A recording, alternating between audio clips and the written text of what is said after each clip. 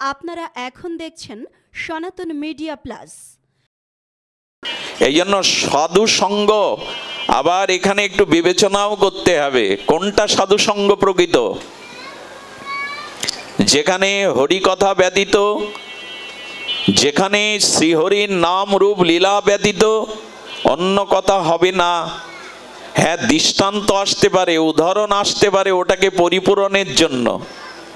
আর কি বলেছেন, যিনি বক্তা হবেন তাকে 4টি গুণের অধিকারী হতে হবে, 4টি দোষ শূন্য হতে হবে। ভ্রম, লিপ্সা, কারণপাটব, এইগুলি মুক্ত হতে হবে। অর্থের লোভে যিনি এই ব্যাসাসনে বসেন তার মুখের হরিকথা ক্রিয়া করবে না। চুক্তিবদ্ধ করে অর্থের লোভে যিনি এই ব্যাসপীঠে বসেন তার হরিকথাতে ক্রিয়া করবে না।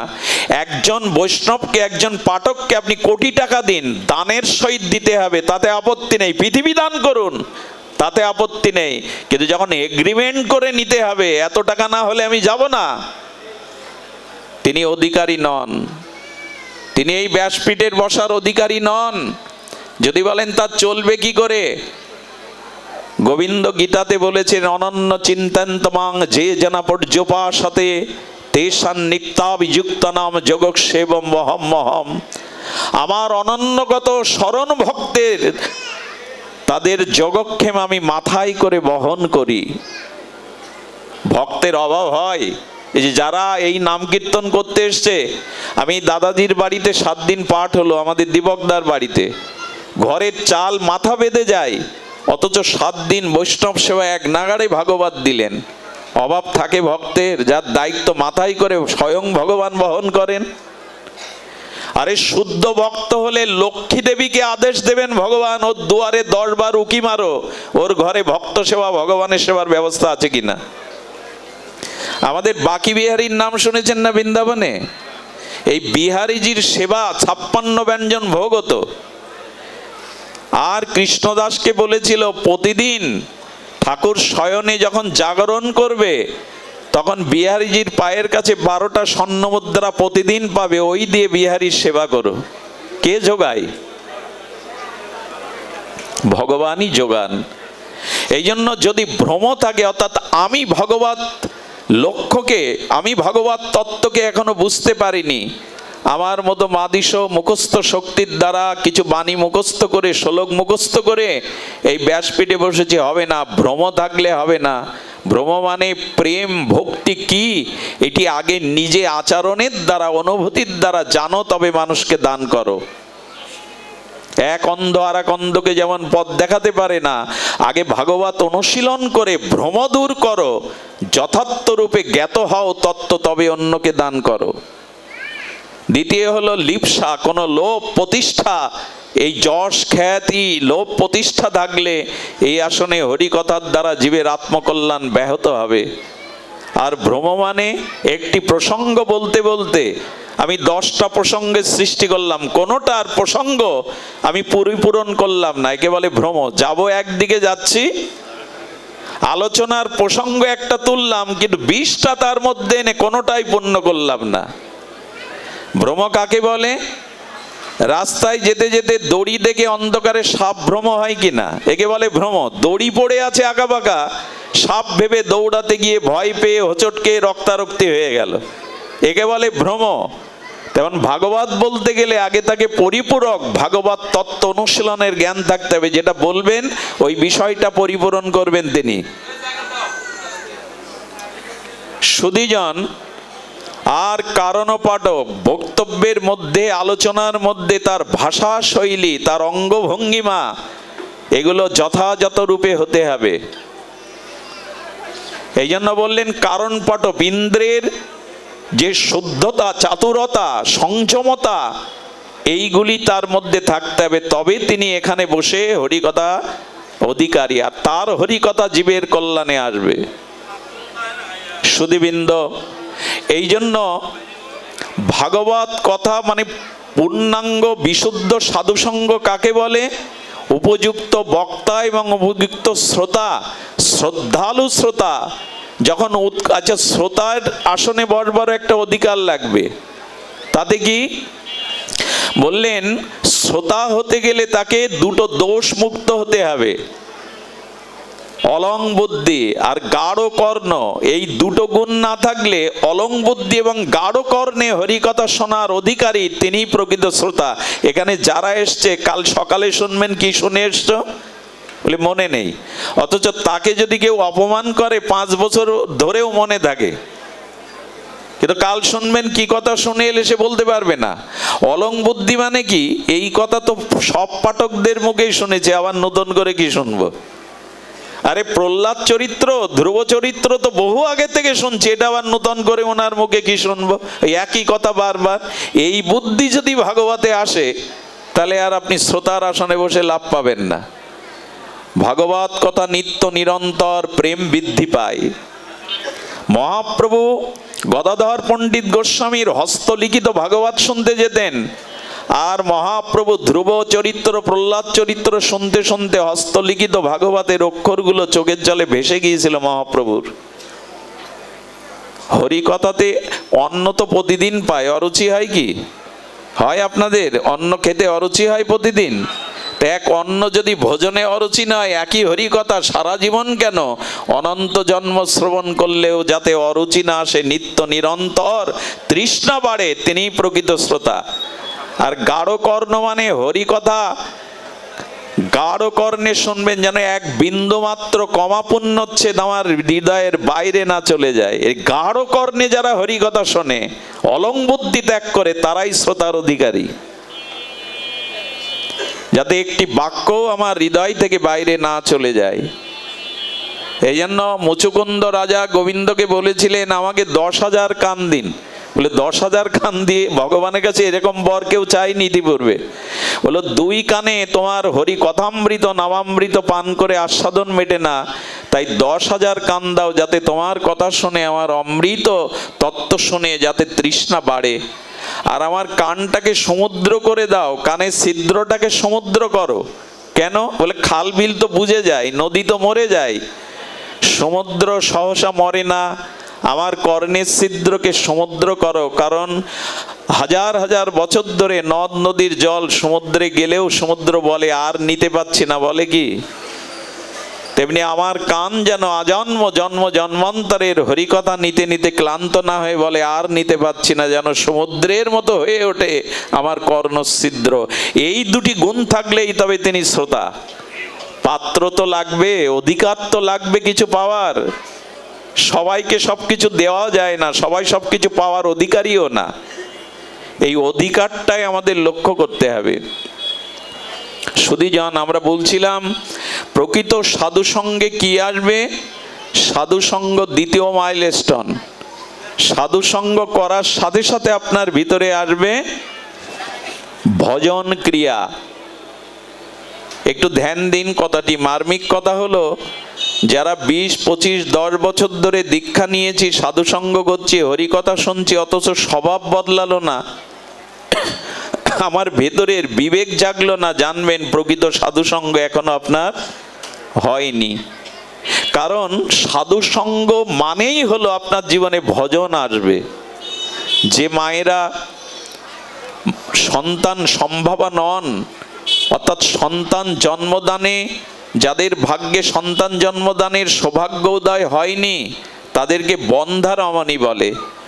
বন্ধা রমণীর যেমন সন্তান সম্ভাবা নাই, আকাশে যেমন পুষ্প ফোটে না, আকাশ কুসুম হয় না, আকাশে ফুল ফোটে না, তেমনি শাস্ত্র বললেন সাধু সঙ্গ করেছি অথচ আমার স্বভাব শুদ্ধ হয়নি, আমার জীবনে ভজন আসেনি, জানবেন সে সাধু সঙ্গ হয়নি। সাধু সঙ্গ করলে কিঞ্চিত ভজন আপনার মধ্যে আসবে, হরিনামে রুচি আসবে, শাস্ত্রে রুচি আসবে, ভগবানকে একটু ফুল তুলসী দেওয়ার মন জাগবে, কোনো না কোনো ভজন আপনার জীবনে আসবে। আগুনে হাত দেবেন অথচ তাপ লাগবে না, জলে নামবেন অথচ শীতলতা পাবেন না, তা তো হতে পারে না। তেমনি সাধু সঙ্গ করলেন অথচ আপনার জীবনে ভজন এলো না, যা ছিলেন তাই রয়ে গেলেন, সাধু সঙ্গ হয়নি। সাধু সঙ্গ মানেই আপনার জীবনে ভজন আসবে, ভগবত ভজন আসবেই। সুধীজন, তৃতীয় মাইলস্টোন হলো এই আমরা কি বললাম? প্রথমেই হলো শ্রদ্ধা, দ্বিতীয়ত সাধুসঙ্গ, তৃতীয়ত ভজন ক্রিয়া, চতুর্থ হলো অনর্থ নিবৃত্তি। তখন আমার জীবন থেকে অনর্থ যাবে। কি করে যাবে? সংক্ষিপ্ত আলোচনা বললেন। ভক্তি নির্ধূত দোষনাম। কি বলছেন? ভক্তি নির্ধূত দোষনাম। যখন আপনার জীবনে হরিনাম এলো, হরি কথা এলো, ভগবানের সেবা এলো, সাধুসঙ্গ এলো, তখন কি হলো? ভক্তি নির্ধূত দোষনাম। খুব ধ্যান দিন শব্দের দিকে, রূপ গোস্বামী পাদের শব্দ তো। ভক্তি নির্ধূত দোষনাম প্রসন্ন উজ্জ্বল সেই তোষাম। কি করে বোঝাই বলুন তো? গোস্বামী পাদের শব্দ ব্যাখ্যা করা আমার মতো মূর্খের কাজ নয়। আচ্ছা, কয়লার কালত্ব সাবান দিয়ে যাবে? গঙ্গা জলে 100 বার ধুলে কয়লার কালত্ব যাবে মা? কিন্তু ওই কয়লাটা ওই যে স্বর্ণকার বা যারা কর্মকার, ওই যে দা বটি বানার জন্য হাপড় টানে কয়লা জ্বালায় না, ওই কয়লার মধ্যে একটা কালো কয়লা ফেলে দিন আগুনের মধ্যে। আগুনে তদাত্ম হলে ওই যে কালো কয়লাটা দিলেন, যা শতবার গঙ্গা জলেও কালত্ব যায় না, সাবান সোডা দিয়েও যায় না, আগুনে তদাত্ম হলে, অর্থাৎ ওই কয়লার ভিতরে আগুন তদাত্ম প্রাপ্ত হলে তখন কয়লার কালত্ব দেখা যায়। কি কি দেখা যায়? সোনা গলালে যেমন তপ্ত কাঞ্চন বর্ণ হয়, উজ্জ্বল বর্ণ হয়। যদি প্রশ্ন করেন ওর কালত্বটা গেল কোথায়, ও উত্তর আমি আপনাদের দিতে পারবো না। কিন্তু আগুনের এমন মহিমা আছে, ওর মধ্যে কয়লাটা তদাত্ম প্রাপ্ত করলে ওর মধ্যে আর কালো থাকবে না। তেমনি আপনি যখনই সাধুসঙ্গ করলেন তখন আপনার ভিতরে ভজন এলো, আর যেই ভজন এলো সেই অনাদিকালের কুসংস্কার, অনাদিকালের কামনা বাসনা, ওই কালত্বগুলো ঘুচে গিয়ে আপনার ভিতরে শুদ্ধা দেখা দিল, শুদ্ধতা দেখা দিল, চিত্ত প্রসন্ন হয়ে গেল তখন আপনার। আরে আগুনে কয়লা দিলেই কালত্ব ঘুচে যায়, আর হরিনাম হরিকথা তিলকমালা ভজন করছি অথচ আমার হৃদয় শুদ্ধ হচ্ছে না, হৃদয় প্রসন্ন হচ্ছে না, জানবেন সেটা আদৌ ভজন নয়। সুধীবৃন্দ, এই দেখুন, এখানে তো আমরা নারী পুরুষ একসাথে এই পরিমণ্ডলে বসেছি, কিন্তু এখন কারো মনের মধ্যে কোনো বিকার নাই। কোন নারী পুরুষের মনে এখানে অন্তত বিকার এখন জাগবে না। এর একটাই কারণ, ভগবত কথা যেখানে উচ্চারিত হয়, আপনাদের মতো প্রাজ্ঞ সাধুজন, অনুভবীজন যেখানে বসেন, তাদের হৃদয়ের ভজন অনুভূতি কণাগুলো এই বাতাসে ছড়িয়ে যায়। ওখানে মানুষ বিকার চিন্তা করতে ভুলে যায়। এই জন্য ভজন করলে আপনার চিত্তে কয়লাটা যেমন কালত্ব ঘুচে গেল, এই জন্য বলে ভক্তি নির্ধূত দোষনাম। ভক্তি মানে ভজন, ভজনই ভক্তি। কাঁচা আম আর পাকা আম, কাঁচা আমটাই তো পেকে যায়, তবে স্বাদ আলাদা। তেমনি আপনি যে এই হরিকথা শুনছেন এটাই শ্রেষ্ঠ ভজন, আপনি যে হরিনাম জপ কীর্তন করছেন এটাই ভজনঙ্গের শ্রেষ্ঠ ভজন। এই শ্রবণ কীর্তন ভজন যেই আপনার জীবনে এলো, ভক্তি নির্ধূত দোষনাম প্রসন্ন উজ্জ্বল চেতসাম, আপনার ভিতর থেকে চিত্ত প্রসন্ন হলো, আপনার হৃদয় দ্রবীভূত হলো, আপনার হৃদয়ে কাম কামনা কীট পতঙ্গ কাম ক্রোধ যেগুলি ছিল সেগুলি কি হলো? উজ্জ্বল হয়ে উঠল, শুদ্ধ হয়ে উঠল। এটা যদি না হয় তাহলে জানবেন ভজন আসেনি। সুধীজন, এই জন্য নিবেদন করব, ভজন না করলে পাকা যাবে না। আচ্ছা, লক্ষ্য করবেন, কাঁচা ঘরটা, কুমোরের কাঁচা ঘরটা কাঁচা অবস্থায় আবার মাটি একত্রিত করে তাকে অন্য রূপ দিতে পারে, কিন্তু যখন চাকে পোড়ায় না, কুমোর যখন ওই চাকে ওটা পোড়ায়, তখন ঘরটা পোড়ার পরে ভেঙে গেলে আর কাদায় মেশানো যায় না। ঠিক তেমনি যখন ভজন শুরু করলেন তখন আর আপনি পেছনের পথে ফিরে যেতে পারবেন না, আর কামনার পথে পেছনের পথে আপনার আর যাওয়া হবে না, আপনি পেকে গেলেন। সেই পাকা ভাবটা আসছে তো 15 দিন ভাগবত দিয়ে, 24 প্রহার নামযজ্ঞ দিয়ে হচ্ছে তো সেটা মানব সমাজে। যদি না হয় তো জানবেন সব ফাঁকি রয়ে গেছে, কাজের কাজ হয়নি। সুধীবৃন্দ, এই জন্য শুদ্ধ ভক্ত সঙ্গ করুন, শাস্ত্রের প্রতি শ্রদ্ধা আনুন, প্রসন্ন উজ্জ্বল চেতসাম। আপনার ভিতরে ভক্তি প্রবেশ করেছে, ভজন বোঝা যাবে কি করে? হৃদয়টা উজ্জ্বল হবে, উজ্জ্বল মানে পরের দোষ দেখার ইচ্ছা আর মনে জাগবে না। সাধু সমালোচনা, পরের সমালোচনা, এই অন্ধকারগুলো, কালত্বগুলো আর জাগবে না আপনার মধ্যে। তখন আপনি সবার মধ্যেই ভগবান দেখতে শুরু করবেন, তখন সকলের মধ্যে শুভটা দেখতে শুরু করবেন। এই তো উজ্জ্বল হওয়া। রাতের গাঢ় অন্ধকারে বস্তু ঢেকে দেয়, কিন্তু সূর্য উদয় হলে সেই রাতের অন্ধকারে আবৃত ঢেকে দেওয়া বস্তুগুলো দৃশ্যমান হয়ে যায়, যায় কিনা? ঠিক তেমনি ভজন যেই আপনার জীবনে এলো, আপনার ভিতরে আর অন্ধকার থাকলো না, দেখছেন সবার মধ্যেই তো আমার ভগবান আছেন, আমি কাকে ব্যথা দেব, কাকে ফাঁকি দেব? এই যে উজ্জ্বল চেতসাম, এগুলি আসবে। আর কি বলছে তখন? শ্রী ভক্ত রক্ত নাম অনুরাগ রক্ত নাম। তখন হরিকথাতে ভক্ত সঙ্গে আপনার অনুরাগ জেগে যাবে। রাধারানী বলেছিলেন, যদ লীলাচরিত পীযুষ বিপ্রুট দ্বন্দ্ব ধর্ম বিনাশটা। যদি শুদ্ধ সাধুসঙ্গ হরিকথা শ্রবণ করা যায়, আমাদের রাধারানী ঠাকুরানী বলছেন, আমার বন্ধুর কথা যে একবার কানে নিয়েছে, প্রাণবন্ধুর কথা, গোবিন্দের কথা, বলে তার সর্বনাশ হয়ে যায়। কি হয়ে যায়? দ্বন্দ্ব ধর্ম বিনাশটা। আশ্চর্য বলেছেন রাধারানী। ভজন এলে, হরিকথা শ্রবণ করলে কি হয়? তার ধর্ম নষ্ট হয়। আরে ঠাকুরানী, হরিকথা শ্রবণ করলে, তোমার প্রিয় পরম গোবিন্দের গুণকীর্তন শ্রবণ করলে ধর্ম নষ্ট হয়? বলে হ্যাঁ গো। যদি স্বামী শোনে তাহলে স্ত্রীর প্রতি তার মোহ আসক্তি ধর্ম নষ্ট হয়, আর যদি স্ত্রী শোনে তবে স্বামীর প্রতিও তার যে বাসনা, সেই বাসনা নষ্ট হয়। যদি পুত্র শোনে তবে পিতামাতার প্রতি তার মোহ না এসে পরম পিতা ভগবানের প্রতি তার গাঢ় আসক্তি এসে যায়, পিতামাতার প্রতি শ্রদ্ধা রেখেই আসক্তি এসে যায়। হরিকথা শ্রবণ করলে মোহ নষ্ট হয়, আসক্তি নষ্ট হয়। রাধারানী বলেন, আর কি হয় জানো? যারা আমার প্রাণবধূর রামরূপ লীলা অসমাদ্য মাধুর্য শ্রবণ করে, তারা সব ভিখারি হয়ে যায়। বলে তার মানে দেখবেন যারা পাঠ শোনে তাদের কাঁধে একটা ব্যাগ ঝোলানো থাকে, আর তারা কি করে? যেখানে হরিকথা ওইখানে ভক্তের পাদ ধুলো কোড়ানোর জন্য চলে যায়, ওইখানে গড়াগড়ি দেয়। বলে এরা ভিখারি হয়ে যায়। বলে আর কি হয়? ইহ বিহঙ্গা। রাধারানী বললেন, যারা সাধুমুখে হরিকথা শ্রবণ করে গোবিন্দের নাম, তারা পাখি হয়ে যায়। বলে পাখি হয়ে কি পাখি হয়? ইহ বিহঙ্গ। তারা রাজহংস হয়ে যায়, পরমহংস হয়ে যায়। তারা আর জগতে কামনা বাসনা পান করে না, তারা হরি নামামৃত, কথামৃত, সাধু সংগ্রামৃত ছাড়া পান করে না। বলে তারা পাগনা হলে কোথায় যায়? বলে বৃন্দাবনে, নবদ্বীপে, আর যেখানে যেখানে সাধুগণ মিলিত হয়ে হরিকথা, ওখানেই তারা উড়ে উড়ে যায়। তারা আর ঘরে থাকে না, তারা দাঁড়াতে পারে না, তারা উড়ে উড়ে সেখানেই চলে যায়। এই জন্য হরিকথা ভজন আপনার জীবনে এলো, আর সঙ্গে সঙ্গে আপনার জীবনে কি এলো? যখনই এলো তখনই আপনার জীবনে এই ভজন ক্রিয়ার দ্বারা অনার্থগুলো চলে গেল, আপনি ভজন পথে চললেন। আমি দ্রুতই বিশ্রামের দিকে যাই। অনার্থ নিবৃত্তির পরে নিষ্ঠা এলো, রুচি এলো, আসক্তি এলো, এরপর ভাব। এই ভাবটা অষ্টম মাইলস্টোন।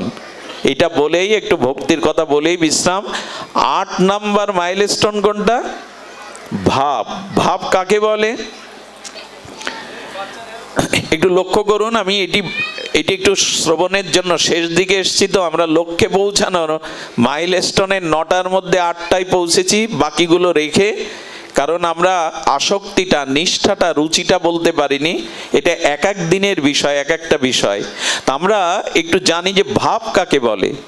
আচ্ছা, লক্ষ্য করবেন, পূর্ব দিগন্তে উদিত সূর্যের 1 ঘন্টা 36 মিনিট পূর্বে, যাকে ব্রাহ্ম মুহূর্ত বলে, অনেকেই ব্রহ্ম মুহূর্ত বলে, কিন্তু শব্দটা হলো ব্রাহ্ম মুহূর্ত। এই ব্রাহ্ম মুহূর্তে দেখবেন পূর্ব দিগন্তটা আলোয় ভরে যায়, যায় কি না? অবশ্যই এখন এটা আমরা বলতে পারবো না, এখন ভরে ওঠার অভ্যাসটা মানুষ হারিয়ে ফেলেছে। আগেকার দিনে সূর্য উদয়ের আগে নিদ্রা ভাঙাই বিধি ছিল, এটাই স্বাভাবিক ছিল। কিন্তু এখন কি হয়েছে জানেন? যুগের পরিবর্তনে এখন যদি কেউ ভোর 4টায় ওঠে, মানুষ বিস্ময়ভাবে তাকে প্রশ্ন করে, তোমার বাড়িতে কোনো রোগ শোক বিপদ হয়েছে নাকি? এখন ভোরে ওঠাটাই মানুষ বিপরীত মনে করে। তো যেহেতু পূর্বে সূর্য উদয়ের 1 ঘন্টা 36 মিনিট পূর্বে দেখবেন পূর্ব দিগন্তটা আলোয় ভরে যায়, তখনও সূর্য ওঠেনি, তবু আলো আলোকিত হয়ে গেছে পূর্ব দিগন্ত। ভক্তি আসার আগে হৃদয়ে যে একটা আভা, এই আভা জ্যোতি, একে বলে ভাব। প্রেম এখনো আসেনি, ভক্তি এখনো পুরোপুরি উদয় হয়নি, কিন্তু ভক্তি উদয়ের আগের লক্ষণ হলো ভাব। আর সেই ভাবটা কেমন জানেন? সেই ভাবের কথা বলতে গিয়ে বলতে হয়, ভগবান কিন্তু আপনার কর্ম দেখে না, আপনি কি করছেন বাইরে দেখে না, ভাবগ্রাহী জনার্দন আপনার ভাবই দেখে। ভগবান সবসময় আপনার ভাবই দেখে। কেমন জানেন? যদি আপনাদের চিরচেনা এই তত্ত্বটি, দুর্যোধন কৃষ্ণকে নিজের সমর্থনে আনবে বলে আর তোরণ নির্মাণ করেছিলেন। এখন যেমন মন্ত্রী মহোদয়রা আসলে অনেকগুলো গেট তোরণ নির্মাণ করে, দুর্যোধন তোরণ নির্মাণ করে ভাড়াটিয়া আর ব্রাহ্মণদের লেগেছে, তোমাদের টাকা দেব, কৃষ্ণ আসলে ফুল ছড়াবে আর বলবে বাসুদেবাই নমঃ মাধবাই নমঃ, যাতে কৃষ্ণ খুশি হয়। এখন যেই ভগবান কৃষ্ণ রথ থেকে নেমেছেন, সঙ্গে সঙ্গে কানে আঙুল দিয়েছেন, কারণ ভগবান বাইরের ক্রিয়া দেখে না, ভাবগ্রাহী তিনি, হৃদয়ের ভাব দেখেন। সুধীমণ্ডলী, ভগবান কিন্তু ভাব দেখবে। আপনি যদি কাউকে অপমান করেন, ওই ভাবটা ফিরে এসে অতি দ্রুত ওই অপমানের সম্মুখীন হবেন আপনি। আপনি যদি অকারণে কারো চোখের জল ফেলাবার কারণ হয়ে যান, খুব দ্রুত ওই কারণটা আপনার কাছে আসবে, আপনাকেও কাঁদতে হবে। এই জন্য ভাব যখন হৃদয়ে আসে, সেই ভাব যদি কপটতায় ভরা হয়, ভগবান কানে আঙুল দিয়ে বললেন, এই কপট ব্যক্তিদের কপটতা আমি তো হৃদয় দেখি, ভাবগ্রাহী, এই ডাক শুনলেন না ভগবান।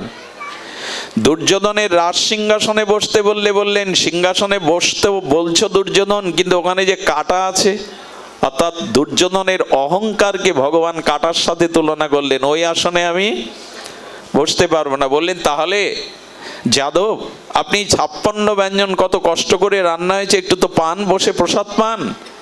উনি তখন বললেন,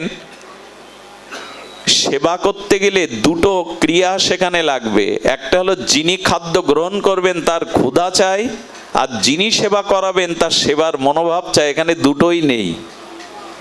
তোমারও যেমন সেবার ভাব নেই, আর আমারও ক্ষুধা নেই। ভাব কি জিনিস দেখুন। এই কৃষ্ণ দূরে দাঁড়িয়ে দেখছেন, দুর্যোধন অপমান করে যাকে তাড়িয়ে দিয়েছিলেন মন্ত্রী পরিষদ থেকে, সেই বিদুর দাঁড়িয়ে আছে হাত জোড় করে। আর বিদুর মনে মনে সকাল থেকে তার স্ত্রীকে বলছেন, ওগো, আজকে আমাদের প্রাণের দেবতা ভগবান আসছেন হস্তিনাপুরে, কিন্তু আমি তো কুড়ে ঘরে থাকি, আমার ঘরে কি তিনি আসবেন? নিমন্ত্রণটা সকালেই জানিয়ে দিয়েছেন মনে মনে, আমার ঘরে কেন তিনি আসবেন? রাজ অতিথি হয়ে আসছেন তিনি। তবে ভরসা আছে, তিনি তো ভাবগ্রাহী জনার্দন। দূরে দাঁড়িয়ে চোখের জলে প্রার্থনা করছে, প্রভু, তোমাকে নেওয়ার মতো তো সামর্থ্য আমার নাই, কৃপা করে তোমার চরণ রেণু যদি পড়তো। দূরে দাঁড়িয়ে ভাবগ্রাহী জনার্দন দুর্যোধনের সিংহাসন, দুর্যোধনের 56 ব্যঞ্জন ত্যাগ করে দাঁড়িয়ে থেকে বললেন, দুর্যোধন, এই রাজপ্রাসাদটা আলোকসজ্জায় সজ্জিত করা কার? বলেন, ওটা আমার রাজপ্রাসাদ। আচ্ছা, ভগবান শ্রীকৃষ্ণের কিন্তু জাগতিক সম্পর্কে বেয়াই হতো দুর্যোধন। বেয়ার বাড়ি গেলে কেউ এই আচরণ করে? বললেন, বাড়িটা তোমার। বিদুরকে ডেকে বললেন, বিদুর, ওই যে কুড়ে ঘরটা দেখা যাচ্ছে দূরে, ওটা কার? বললেন, বিশ্ব ব্রহ্মাণ্ড তো তোমার প্রভু, সবই তো তোমার, ওই কুড়ে ঘরটাও তো, ওই জগৎটাও তো তোমার।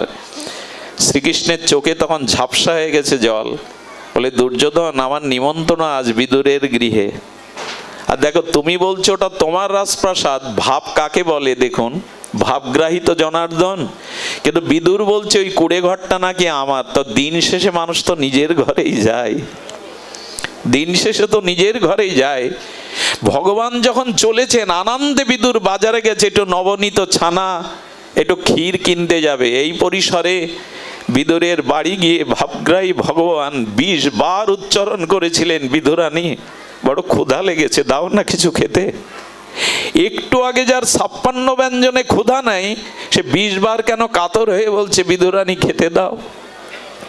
সকাল থেকে বিদুরানী চোখের জলে পদ ভিজিয়েছে। হে যাদব, হে প্রাণধন, তুমি কি আসবে কুড়ে ঘরে? আর তুমি যদি আসো, কৃপা করে তোমাকে দেওয়ার মতো তো সামর্থ্য আমার নাই। এই যে ভক্তের ভাব, এই ভাবগ্রাহী জনার্দন রাজভোগ 56 ব্যঞ্জন, রাজ সিংহাসন, রাজপ্রাসাদ ত্যাগ করে কুড়ে ঘরে গিয়ে 20 বার বলেছে আমাকে খেতে দাও বিদুরানী। আচ্ছা, ব্রজবাসীদের দুয়ারে গেলে গোবিন্দ ননি চুরি করতো কেন জানেন? ক্ষুধা পেত। কারণ প্রেম যার হৃদয়ে তাকে দেখলে ভগবানের ক্ষুধা লেগে যায়। যার ভাব আছে, প্রেম আছে, তাকে দেখলেই ভগবানের ক্ষুধা চড়ে যায়। এই জন্য মাতা শবরীর গৃহে গিয়ে রামচন্দ্র বারবার বলেছিলেন, শবরী তোমার গৃহে কিছু খাবার আছে, বড় ক্ষুধা লেগেছে। শবরী কাঁদছে আর বলছে, 2 দিন আগে বনের বনফল তুলে এটো করে দেখেছিল কোনটা মিষ্টি আর কোনটা তিতো। মিষ্টি ফলটা এটো করে পদ্মের পাতার উপরে, কচুর পাতার উপরে রেখে দিয়েছে, বলতে পারছে না আমার এটো প্রভু পাবে। প্রভু ঘরের মধ্যে 2 দিনের আগে বনের কিছু ফল তোলা আছে, তো তোমার পাওয়ার যোগ্য নয়। রাম ভগবান ওটা যখন নিতে গেছে, লক্ষ্মণ হাত ধরেছে, প্রভু এটা আপনি পেতে পারেন না। শবরী নিচ জাতির কন্যা, তার ইচ্ছিষ্ট ফল। লক্ষ্মণের হাতটা ধরে বললেন, লক্ষ্মণ ভক্তের ভাব মিশানো বস্তুতে কি আছে এটা তোমার জানা নাই। ভক্তের বিশুদ্ধ ভাব যে বস্তুতে আছে, লক্ষ্মণ একবার পেয়ে দেখো। লক্ষ্মণ যখন অধরে তুলে দিলেন, লক্ষ্মণ সেদিনই অনুভব করেছিলেন কেন প্রভু ভক্তি বা ভাবের এত গুণগ্রাহী। আস্বাদন পেয়ে বলেছিলেন, রাজপ্রাসাদে কখনো আমরা এমন স্বাদ পাইনি। আর এই গোষ্ঠে গোবিন্দ কেন সকাদের এটো ফল কেড়ে কেড়ে খেতেন? ভক্তের ভাব মিশানো আছে তো ওতে। এই জন্য ভাবগ্রাহী ভগবান ভাবটুকুই গ্রহণ করেন। সেদিন বিদুরানী বলছেন কিছুই তো নাই, লোক বলে খুদ আছে। ভাগবতে দেখেছি টিকায় উনি কদলী বনে চলে গেলেন, যেখানে কলার গাছ লাগানো, গিয়ে দেখলেন একটা কাঁদিতে 1 ছড়া কলা পেকেছে নিচের দিকে। সেই কলাটা এনেই আপনারা জানেন এত ভাব, এত আনন্দ, বসানো ঠিক নাই গায়ে। আর তিনি কলাটা ফেলে দিয়ে সেই খোসাটা ভগবানকে পাওয়াচ্ছিলেন। ভগবান খোসা খায়? আসলে ভগবানকে ক্ষীর, ছানা, ননি, মাখন এটা তার প্রিয় না। ওই দ্রব্যের মধ্যে দ্রব্যদাতার ভাবটুকুই ভগবান গ্রহণ করেন, ভক্তিটুকুই গ্রহণ করেন, অন্য কিছু গ্রহণ করেন না উনি। সুধীবৃন্দ, বিদুর ছুটে এসেছে, নবনীত স্বর মালা এসব এনে বলছেন, করছো কি? স্ত্রীকে ধাক্কা দিয়েছে। আরে আজ আমাদের প্রাণধন শ্রী গোবিন্দ এসেছেন, লক্ষ্মী দেবী যার চরণ সেবা, অন্নপূর্ণা যার সেবার জন্য দাঁড়িয়ে অপেক্ষা করে, তাকে পেয়ে কলের খোসা খাওয়াচ্ছ। এগুলো ফেলে দিয়ে কেড়ে নিয়ে বিদুর যখন সেই ক্ষীর, ছানা, ননি দিয়েছে, কৃষ্ণ তখন বললেন, বিদুর কেন তুমি আমার এই আস্বাদন হতে বঞ্চিত করলে? ওই কলার খোসার মধ্যে যে আমি আস্বাদন পাচ্ছিলাম, তোমার ক্ষীরের মধ্যে সে আস্বাদন নাই, তোমার মাখনের মধ্যে আমি সে আস্বাদন পাচ্ছি না। আসলে আস্বাদন দ্রব্যের নয়, আস্বাদন হলো ভাবের। এই জন্য ভগবানের প্রেম ভক্তি লাভের উপায় একমাত্র ভাব। তবে ভাবটি যেন লোক দেখানো না হয়, আসর মাতানোর জন্য, লোককে বশ করার জন্য না হয়। এই ভাব হলো হৃদয়ের ভাব। কেমন জানেন? ভাবের কথা কি করে বলি বলুন তো? ওই যে প্রেমের আগে, ভক্তির আগে, সূর্য উদয়ের আগে ফর্সা হলো। হৃদয় যখন শুদ্ধ হয়, যখন ভাব দেখা যায়, তখন ভাবের জন্য ব্যাকুলতা আসে। যদি ঘরে দৌড় দিয়ে শ্রী ভগবানের সামনে বসে প্রাণ ভরে কাঁদতে পারেন যে তোমার ভজন হলো না, তোমার সাধন হলো না, তোমার সেবা হলো না, যদি এই ভাবাবেশে, ভাবের দৃশ্য, ব্রজের আমার ব্রজবাসীগণ তারাই এই ভাবের মূর্তিমন্ত বিগ্রহ। ভাব কাকে বলে? গোপীদের ভাব কেমন জানেন? গোপীরা রান্না চড়িয়েছে, এই দেখুন ভাব কাকে বলে। গোপীরা রান্না চড়িয়েছেন, আচ্ছা জলটা তো কড়াইয়ের ওপরে দেবেন, পাত্রে দেবেন, কিন্তু গোবিন্দের ভাব ভাবতে ভাবতে সেই জলটা জ্বলন্ত কাঠের উপরেই দিয়েছে, কড়াইতে দেওয়া হয়নি। এই হলো ভাব। যখন জগৎ ভুল হয়ে যাবে, কিন্তু তাকে ভাবতে ভুল হবে না। শাশুড়ি এসে বলছো জল কাঠে দিয়ে কাঠ নিবাচ্ছ, তো রান্না করবে কি, পাবে কি, সেদিকে খেয়াল নেই।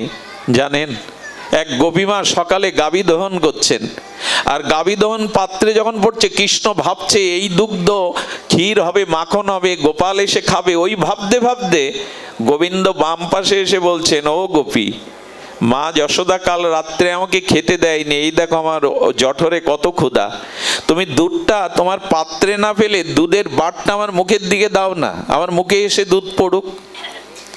ভাবা বেশে বাটটা কৃষ্ণের মুখের দিকে দিকে দইছে।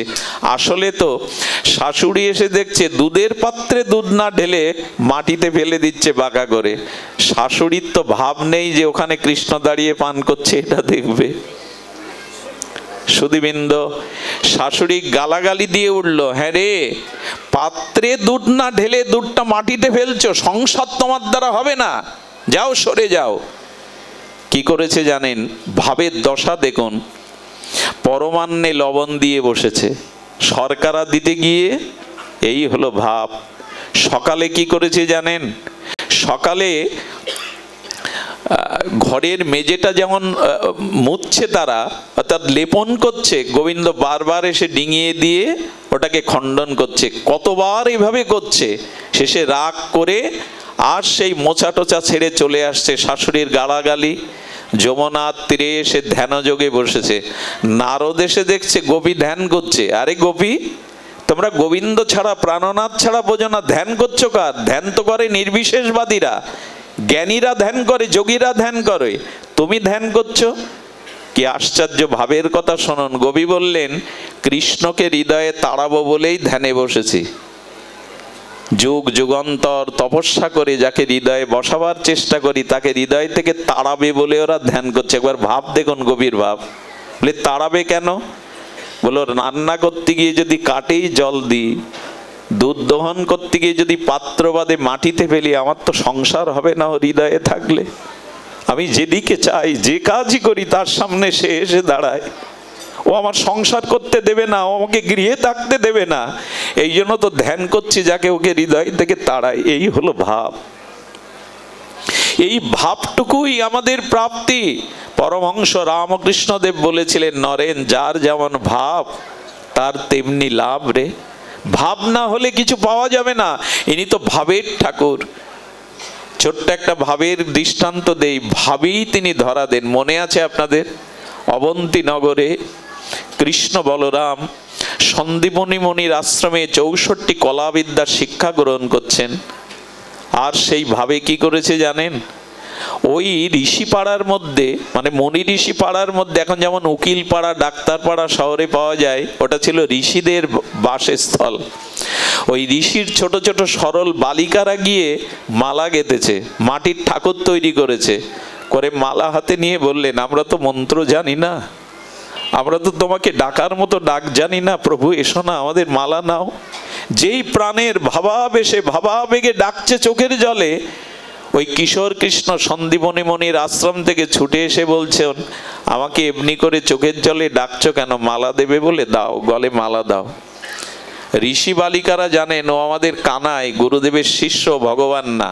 বলে, কানাই, তুমি আমাদের এই ভগবান খেলাতে বিঘ্ন করো না, চলে যাও। আমরা কিন্তু অভিশাপ দিতে পারি। ঋষি বালিকা আমরা তোমার গলায় মালা দেওয়ার জন্য ডাকছি না। ওরা তো জানে না কে কৃষ্ণ। কৃষ্ণ চলে যাচ্ছে আর বলছে, তবে বারণ করে দিয়ে যায়, এত চোখের জলে ভাবে আমাকে ডেকো না, কারণ চোখের জলে ডাকলে আমি সেখানে না গিয়ে পারি না। আমাকে আর যেন ডেকো না তোমরা। আবার সেই ঠাকুর নূতন করে গড়িয়ে আবার বনফুল তুলে মালা গেতে আবার বলছে, এসো প্রভু, এসো, তুমি এ মালা তুমি গ্রহণ করো, তোমার জন্যই তো গাথা। কৃষ্ণ আবার এসে বলছে, বারবার কেন ডাকছো? আর যদি ফিরিয়েই দেবে তো এমন করে কেন ভাবে ডাকছো? দাও, মালা দাও। বলে, চল তো গুরুদেবের কাছে। গুরুদেব যদি এর বিচার না করে, আমরা অভিশাপ দেব এই কানাইকে। সন্দীপনী মুনির আশ্রমে গিয়ে বলছে, গুরুদেব, আমরা ঋষি বালিকা, আমরা ঠাকুরকে নিয়ে নদীর তীরে খেলছিলাম, এই কানাই গিয়ে বারবার আমাদের কাছে ঠাকুরের মালা চাইছে, ওকে শাসন করুন, নালে কিন্তু আমরা অভিশাপ দেব গুরুদেব, আপনার কাছে বিচার দিতে এসছি।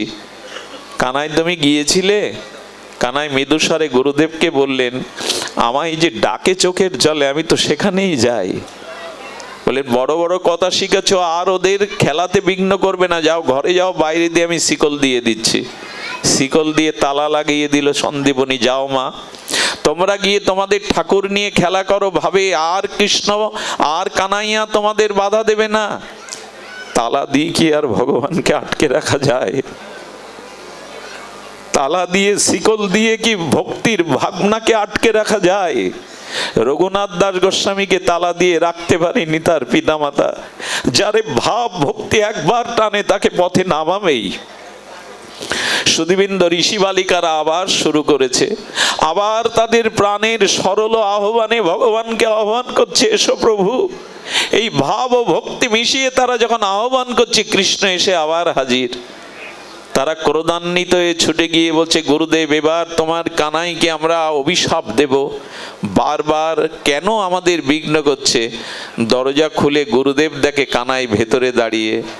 বলেন মা, আমি এইখানেই প্রহরী হয়েছিলাম, কানাই তো কোথাও যায়নি। বলেন আমরা মিথ্যা বলতে শিখিনি গুরুদেব, ও তো আমাদের কাছে গিয়ে বারবার মালা চাইছে, এবারও গিয়েছে। সন্দীপনী মণি তো সাধারণত নয়, উনি বুঝতে পেরেছেন যাকে আমি কাঠ বইয়েছি, যার জল দিয়ে আমি চরণ প্রক্ষালন করে নিয়েছি, যাকে আমি প্রহার করেছি, তবে ঘরের মধ্যেও যিনি, ওদের কাছেও তিনি কেই নি। মেয়েদেরকে বলল, বালিকাদের চলে যামা, আগে আমার বিচারটা করতে দে, তবে তোদের বিচার করব আমি। ওরে তোদের মধ্যে যে ভাব আছে, আমি সন্দীপনী মণি হয়েও আমার সে ভাব নেই। কৃষ্ণকে দেখে হাত জোর করে বলছে, কে তবে তুমি? তুমি এখানে থেকেও ভক্তের আহ্বানে ভক্তিতে মালা চন্দন নিতে গেছো, কে তুমি? সেই দিন সন্দীপনী মণি লুটিয়ে পড়েছিল, আমার কাছে আছো কিন্তু তোমায় আমি চিনতে পারিনি, তুমি সেই বিশ্বেশ্বর অনাদির আদি। আমরাও চিনতে পারবো না যদি পাণ্ডিত্য থাকে অথচ ভাব না থাকে। এই ভাবটুকু বড় প্রয়োজন। আচ্ছা বাবা বলুন তো, একটা ময়লা কাপড়ের ওপর ডিটারজেন্ট বা সাবান দিলেন, এতে পরিষ্কার হবে? পরিষ্কার হবে? পরিষ্কার হওয়ার জন্য আর একটা জিনিস ওতে যুক্ত করতে হবে, জল। জল ছাড়া কাপড়ের ওপরে সাবান ঘষলে পরিষ্কার হবে তো? জলের প্রয়োজন। তেমনি ভগবানের প্রেম ভক্তি পাওয়ার জন্য ভাব প্রয়োজন। এই ভাব যার নাই, ভগবান তার সমস্ত ঐশ্বর্যের দিকেও ফিরে তাকান না, চিরদিন তিনি এমনি করে। আর সেই ফল বিক্রিনীর ফলটাও পর্যন্ত গোবিন্দ তার কোলে বসে পেয়েছিল। এক বুড়ি তো ফল বিক্রি করে, আর বলতে বলতে যাচ্ছে গোবিন্দের, যশোদা মায়ের নন্দমন্দিরের সামনে ফল নেবে, গোবিন্দ এসে হাত পেতেছিলেন, ও বুড়িমা দাও না, আমায় একটা ফল দাও না। যখন চেয়েছে, বুড়িমা বলছে, কানাই তুই এমন করে চাইলি মনে হয় সব দিয়ে দি। বুড়িমা যখন ফল দিতে গেল, গোবিন্দ বলছেন, এভাবে তো কেউ দেয় না আমায়। বলে কিভাবে দেয়? বলে জানো, আমার গালে তুলে দেয়। তুমি আমার হাতে দিচ্ছ যে? মা যশোদা তো গালে তুলে দেয়। বলেন সে ভাগ্য করে তো আমি আসিনি রে কানাই, এই মলিন কাপড় আমি তোকে কোলে নেওয়ার অধিকারী সৌভাগ্য তো নিয়ে আসিনি। বললেন কোলে নিয়েই তো পাওয়াই। কোলে করে যখন দিতে যাচ্ছে বলছে এভাবে দেয় নাকি, হাতে করেই তো মুখে তুলে দিতে হয়। উনি ভাবটুকুই চাইছেন। এই বুড়িমা হঠাৎ বলে বসলো, কিরে কানাই ফল তো দিলাম, আমাকে মূল্য দিবি না? গোবিন্দ সেদিনই বলেছিলেন, মূল্য কাকে বলে আমি তো জানি না, সবাই তো আমাকে দেয়, মূল্য তো চাই না। বুড়িমা তখন বোঝাচ্ছেন, কাউকে কিছু দিলে, অর্পণ করলে তাকে কিছু দেওয়ার নাম মূল্য। বলে তাই নাকি? তবে দাঁড়াও।